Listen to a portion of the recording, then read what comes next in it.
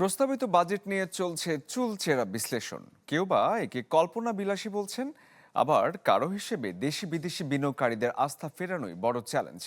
রয়েছে অনিয়ম কমিয়ে সুশাসন নিশ্চিত করার চ্যালেঞ্জও। রাজশাহী থেকে আবরার শাহিদের রিপোর্ট।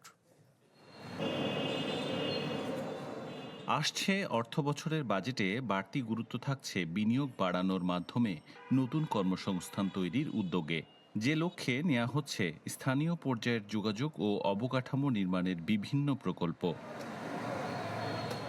তথ্য বলছে এবারের বাজেটে স্থানীয় সরকার ও পল্লী উন্নয়ন খাতে ৪১,৩৫২ কোটি টাকার বরাদ্দ প্রস্তাব করা হয়েছে। নেওয়া হয়েছে জাতীয় ও স্থানীয় পর্যায়ের যোগাযোগ ব্যবস্থায় সমন্বিত উন্নয়ন কর্মসূচির পদক্ষেপ, যেখানে বাড়তি অর্থের যোগান নিয়ে উদ্বেগ অর্থনীতিবিদদের। একটা সংকটকালীন পরিস্থিতিতে বাজেট যতটা সুদূর প্রসারী হওয়া প্রয়োজন, সে ব্যাপারে আমার মনে হয় যে ভাবনার বিষয় আছে আর কি, দুর্ভাবনার বিষয় আছে। দুর্ভাবনা বলছি যে এত বড় ঘাটতি বাজেট এই মুহূর্তে আসলে কতটা সুদূর প্রসারী চিন্তা প্রসূত, সে বিষয়ে আমার যথেষ্ট মানে উদ্বেগ আছে। অর্থনীতির বিশ্লেষণ বলছে বাজেটে স্থানীয় পর্যায়ের ক্ষুদ্র উদ্যোক্তাদের প্রসারে থাকছে ব্যবসা সহজ করার পদক্ষেপ। সহজ শর্তে উদ্যোক্তা ও কৃষি ঋণের সুবিধাও দেয়া হবে। বিশ্লেষকদের মতে এসব পদক্ষেপে দরকার অর্থের ঠিকঠাক যোগান।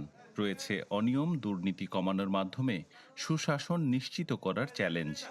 কেবল তো মাত্র 4 মাস গেল সরকারের, এখনও অনেক সময় কিন্তু পড়ে আছে, তাকে কিন্তু সময় দিতে হবে।